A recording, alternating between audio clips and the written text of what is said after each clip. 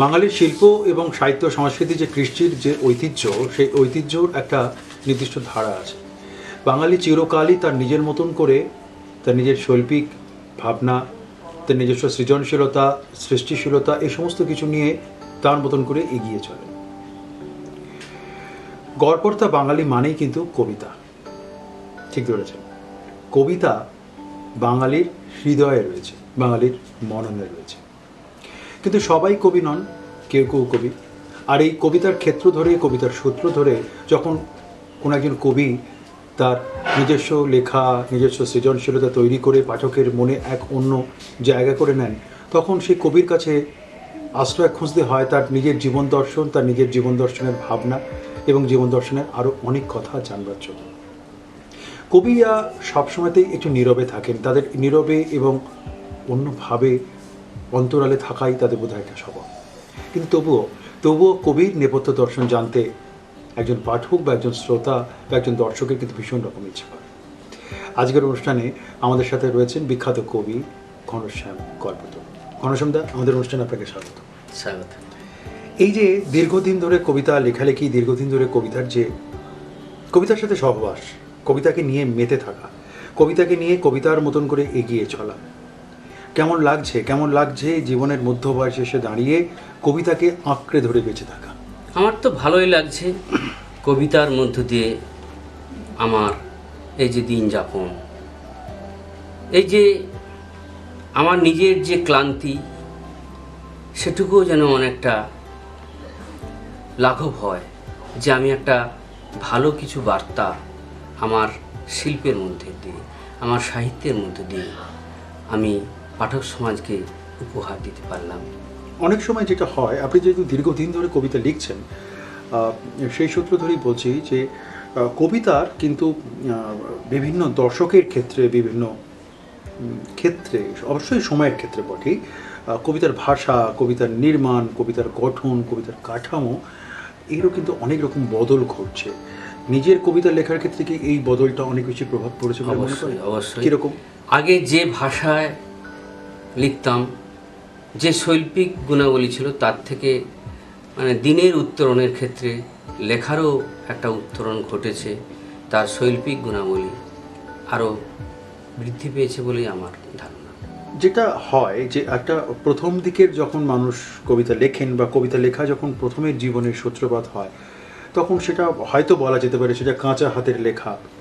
তারপর মানুষের অভিজ্ঞতা, মানুষের জীবন দর্শন, মানুষকে দেখা, জীবনকে দেখা, সব মিলিয়ে কিন্তু তার লেখা তার ওপর প্রভাব যেরকম ফেলে, লেখার ওপরও তার জীবন দর্শনের প্রভাব ফেলে।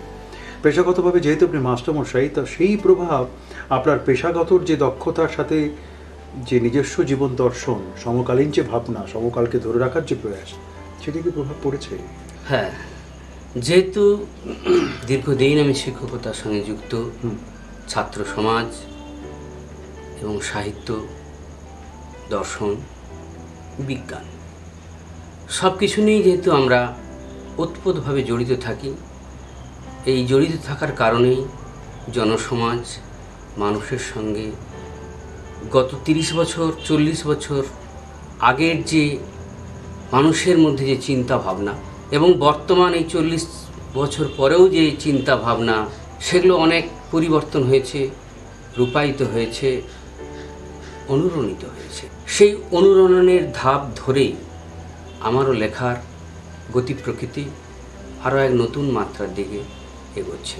পশ্চিমবাংলা এবং পশ্চিমবাংলার বাইরেও বহু ক্ষেত্রে আপনি কবিতা পাঠে যাচ্ছেন, স্বরচিত কবিতা পড়ছেন, প্রায় সমস্ত বড় বড় পত্রপত্রিকা, বিভিন্ন লিটল ম্যাগাজিনে আপনার লেখা প্রকাশ হচ্ছে। এই যে প্রতিনিয়ত কবিতার সাথে একটা বৃত্তবৎ থেকে যাওয়া, প্রতিনিয়ত কবিতার সাথে নিজেকে দেখার, একেবারে নিজেকে বোধ হয় আয়নার সামনে দেখা কবিতার মাধ্যমে, এটাকে উপভোগ করেন কীরকম?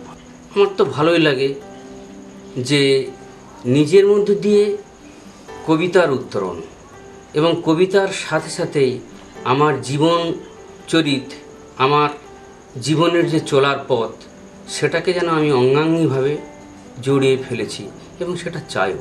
কখনো কখনো কি নিজের কবিতাকে নিজে ভাঙেন, ভেঙে চড়ে আবার নতুন করে করছেন, শব্দ বিচ্ছিন্ন হয়ে গেল, শব্দ বিস্তৃত হয়ে গেল, আবার অনেকগুলো শব্দকে মিলিয়ে আবার নতুন কবিতা তৈরি যদি হয়? এরকম হয়, কখনো কখনো হয়, করতে হয়। যে মূল যে চিন্তা ভাবনার সঙ্গে আমি সহমত পোষণ করি, সেই চিন্তা ভাবনাটাকে আমার কবিতার মধ্য দিয়ে যাতে বার্তাটা পাঠানো যায় পাঠক সমাজের কাছে, সেই চেষ্টা তো থাকেই। দীর্ঘদিন কবিতা লেখা বা যে কোনো সৃজনশীলতার ক্ষেত্রে বা সৃষ্টিশীলতার সাথে যুক্ত থাকলে তার একটা শার্পনেস তৈরি হয়ে যায়, একটা ধারালো ব্যাপার তৈরি হয়ে যায়, একটা ঝকমকে তৈরি হওয়ার একটা প্রবণতাও থাকে। এক্ষেত্রে আপনার কি মনে হয় যে বর্তমান সমকাল বা যে সময়ের ভেতরে আমরা অবস্থান করছি এবং আপনি যেভাবে কবিতা লিখছেন বা কবিতাকে নিয়ে যেভাবে প্রতিনিয়ত বেঁচে আছেন, একটু আগে যেটা বললেন, সেখানে আপনার এই শার্পনেসটা এসেছে, এই শার্পনেসের জায়গাকে আপনি করতে পেরেছেন? আমার মনে হয় অনেকটা আমি পেরিয়ে আসতে পেরেছি সেই জায়গাটা গেছে। সেই জায়গাটা। পাঠক বা পাঠিকা যখন কোনো রকমভাবে কোনো অনুরোধ করেন, পাঠক বা পাঠিকার কাছে যখন সমালোচিত হন বা তারা খুব ভালো সমালোচনা করছেন, তখন কি মনে হয় যে নিজের দায়িত্ববোধটা কবিতার ক্ষেত্রে আরও বেশি অনেকটা বেড়ে যায়? হ্যাঁ, অবশ্যই অবশ্যই বেড়ে যায় এবং ভালোও লাগে। সমসাময়িক কোনো ঘটনা প্রবাহকে নিয়ে অনেক সময় আমার সম্পাদক বা পাঠক সমাজের কাছে একটা আবদার থাকে, আমার কাছে আসে আবদার, সেটা আমি ফুলফিল করতে চেষ্টা করি এবং অনেক ক্ষেত্রে করেওছি। জীবন দর্শন, জীবনের প্রাত্যহিকতা, জীবনের রোজ নামচা, এই সব কিছুই তো শিল্পের ওপরে পড়ে। অবশ্যই। কিন্তু প্রিয় দর্শক, একটা কথা একটু বলতে চাই, আমাদের দৃশ্যতা নেবেন না।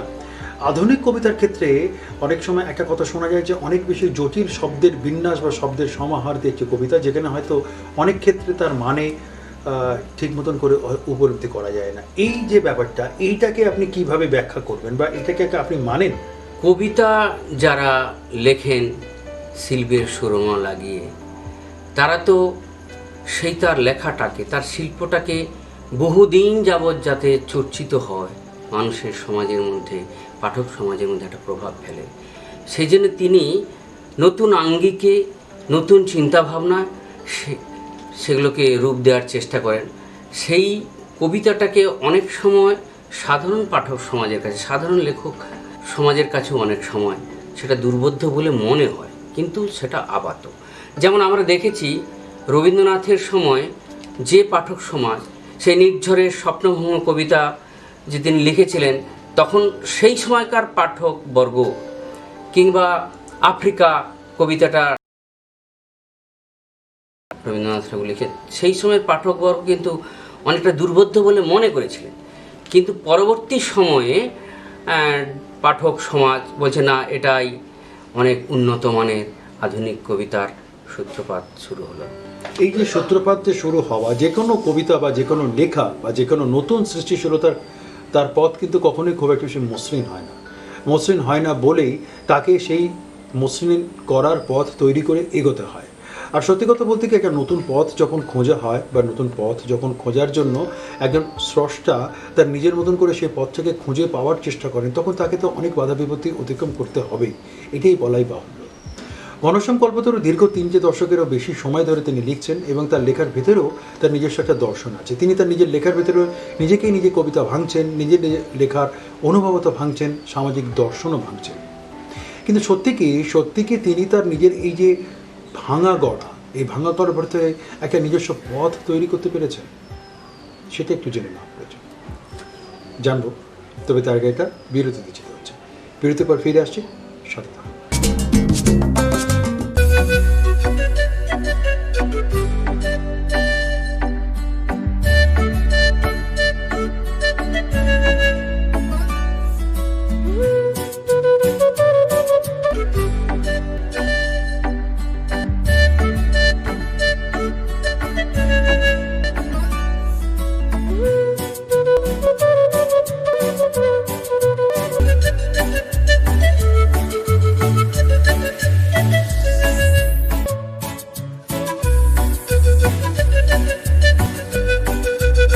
আজকের অনুষ্ঠানে আমাদের অতিথি বিশিষ্ট লেখক এবং কবি ঘনশ্যাম কল্পতরু।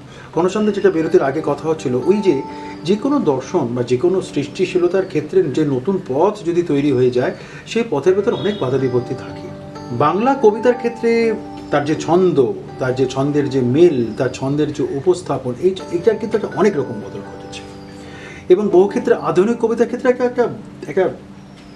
একটা সাংঘাতিক একটা বাঁক হয়েছে, এবং যত দিন যাচ্ছে তত কিন্তু শব্দের বিন্যাস, শব্দের প্রয়োগ এটা হচ্ছে। আপনি কি এইটার সাথে পুরোপুরি ধাতস্থ হয়েছেন? পুরোপুরি আপনি ঠিক সেইভাবে কাজটা করছেন? আমি ধাতস্থ হওয়ার চেষ্টা করেছি, এখনো করে যাচ্ছি। সেই চেষ্টাটা আমার মধ্যে আছে।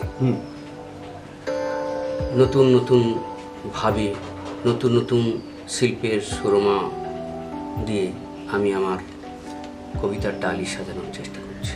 কবিতা যখন লিখছেন, আপনার সাথে দীর্ঘ আড্ডাতেও আমাদের কথা হয়েছে যে আপনার কিন্তু মূল কবিতা লেখার যে সূত্র বা তাগিদে যদি বলি, সেটা হলো যে সামাজিক দায়বদ্ধতা। এই সামাজিক দায়বদ্ধতার ক্ষেত্রে আপনি কি কখনোই মনে করছেন যে আপনার লেখার ভেতরেও যে সামাজিক দায়বদ্ধতার ক্ষেত্রে আপনি কবিতা লিখেছেন বা শুরু করেছেন, সেটা অনেক বেশি একটা নির্দিষ্ট জায়গাতে পৌঁছতে সক্ষম হয়েছে? এখন আমি কবি হিসাবে সব কিছু তো নিজে অনুভব করতে পারি না, তবে চেষ্টা করে যাচ্ছি। আমি আমার মতো করে চেষ্টা করে যাচ্ছি এবং আমার লেখার মধ্যে দিয়ে সেই বার্তাটাই আমি পৌঁছে দিতে চাইছি বারে বার।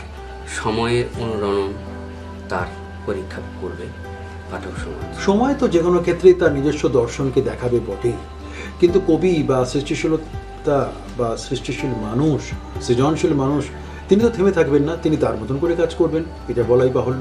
ঘনশ্যাম কল্পতরুর সাথে কথা বলছি, তাই তার কবিতাকে নিয়েও, তার কবিতার যে চুলচেরা বিশ্লেষণ করার উদ্দেশ্য আমাদের নয়। আসলে তিনি যে কবিতা লিখছেন, তিনি যে কবিতার সাথে প্রতিদিনের নিজস্ব জীবনযাপনকে চর্চা করে চলেছেন, তাকে একটু নেপথ্য দর্শন করে একটু দেখার চেষ্টা করা।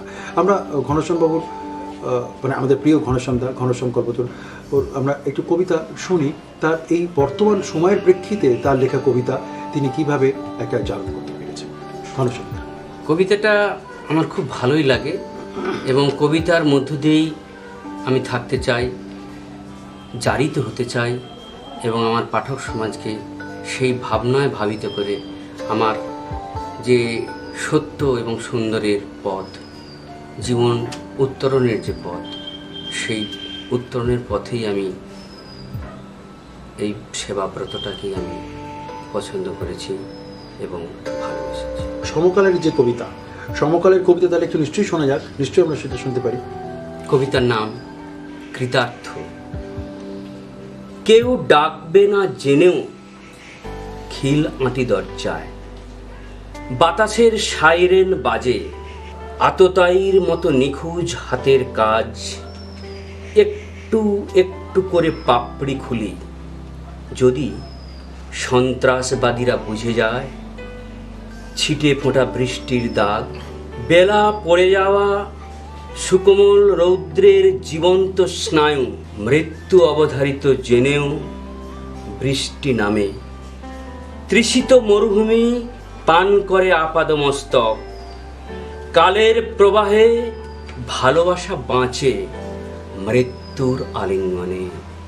তোমার কথা ভাবতে ভাবতে মরা চোখে দেখি অন্য পৃথিবীর স্বপ্ন বাতাসে ওড়ে, মর্মর মূর্তিটা ধুলোবালি পড়ে নিতান্ত একা। হায় রে জীবন, তুমি শান্তি চেয়েছিলে, তুমি বাঁচতে চেয়েছিলে, বাঁচার যন্ত্রণা সহ্য করতে পারলে কই, পৃথিবীও পারেনি, তাই সীতাকে ফিরিয়ে নিতে হয়েছে। সান্ত্বনা এই, আগুন তাকে স্পর্শ করেনি। আগুন তাকে স্পর্শ করেনি। আসলে অন্য পৃথিবী দেখার যে স্বপ্ন, এই স্বপ্ন কিন্তু সৃষ্টিশীল মানুষরাই দেখে। আর আমরা যারা সাধারণ মানুষ, আমরা সেই স্বপ্নের হাত ধরে, স্বপ্নের কাজল মেখে এগিয়ে যাওয়ার চেষ্টা করি কবির হাতে, কবির সাথে। ঘনশ্যামদা, এই যে দীর্ঘদিন ধরে কবিতা লেখা, একটা দীর্ঘ অভিজ্ঞতা, বিভিন্ন জায়গায় কবিতা পড়ার আনন্দ, পুরস্কার, খ্যাতির বিড়ম্বনাও আমি বলবো অনেক সময়। তো এই সমস্ত কিছু দিয়ে দাঁড়িয়ে যখন নিজের মতন করে নিজের লেখাটাকে যখন আঁকড়ে বেঁচে আছেন নিজের জন্য, তখন কি এই সামাজিক দায়বদ্ধতার ক্ষেত্রে বাইরে থেকে দাঁড়িয়েও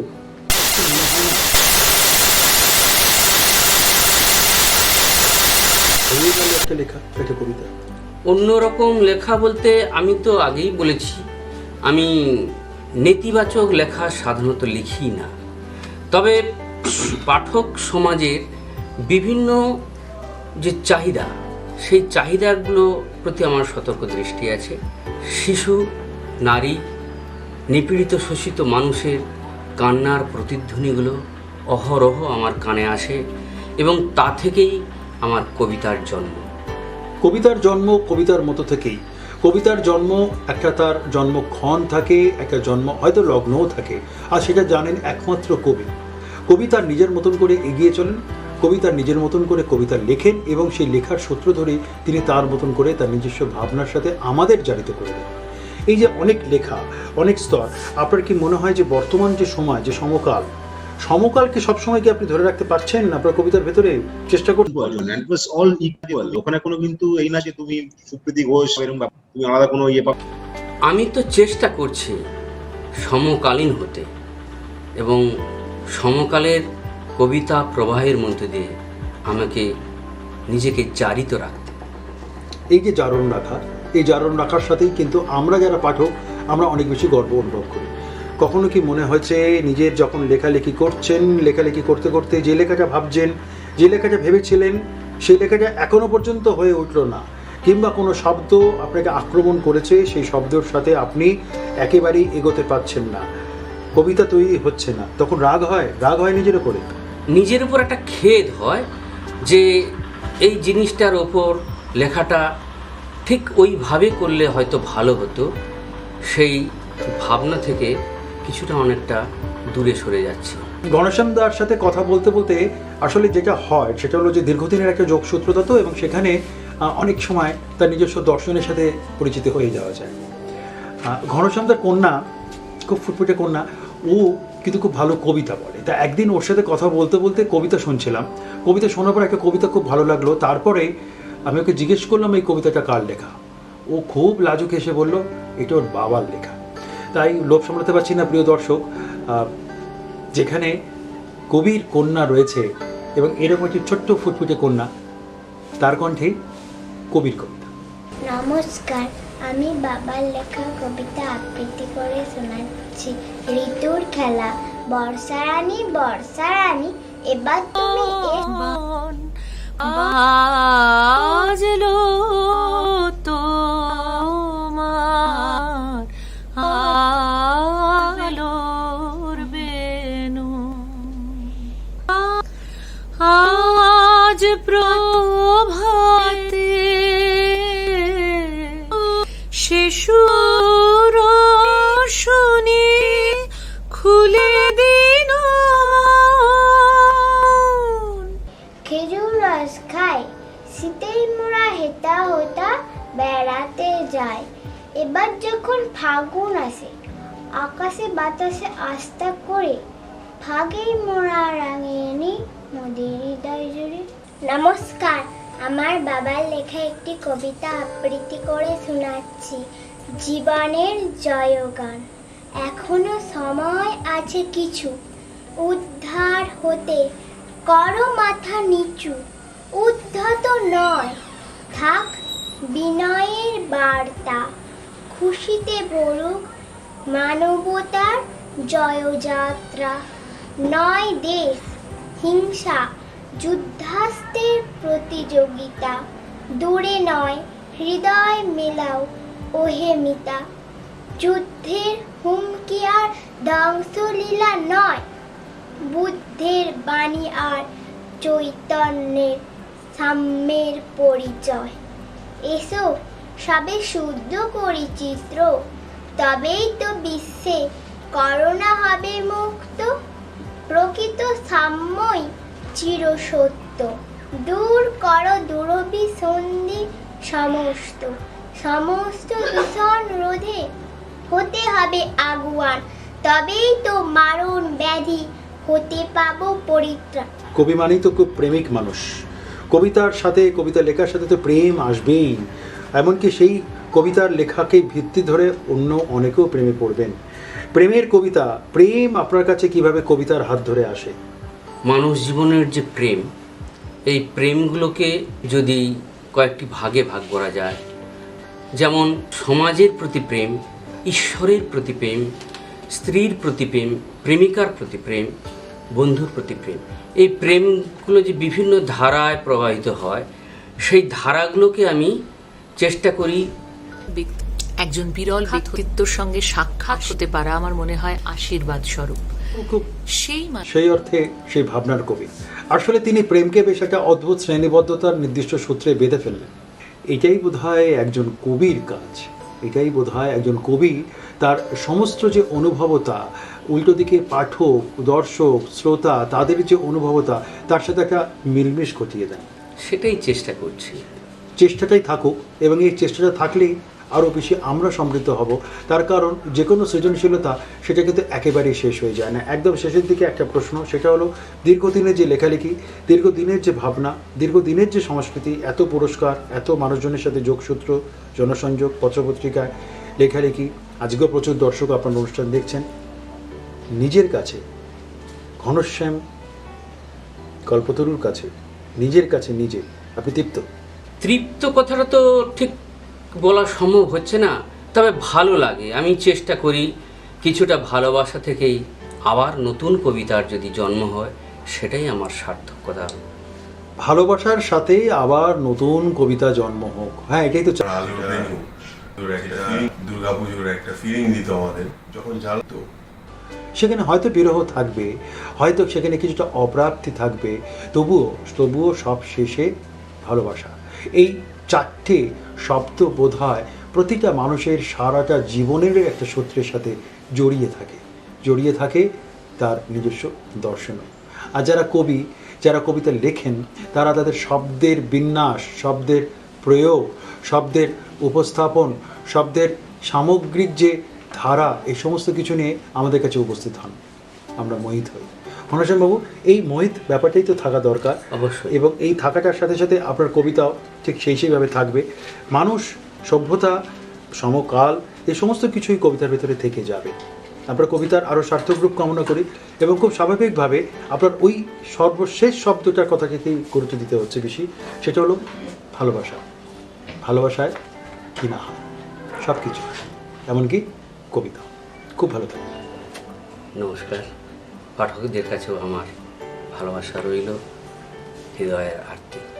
একটা নদীর ঘরে ঢুকলাম, বসে আছে এক বুক হা করে জ্যৈষ্ঠের ফাঁকা মাঠের মতো। গনগনে নিদাগে পুড়ছে মরমি মন। এক মুখ জ্যোৎস্না মেখে আমাকে বলল, বর্ষা আনো। আমি চিতল হাওয়ায় কবিতা লিখি, লেখা শেষ হলে সৃষ্টিরা স্বাগত জানায়। আমি আপন কাজে বেরিয়ে পড়ি, নদী পিছু পিছু হাঁটতেই থাকে অনন্তের সান্নিধ্যে।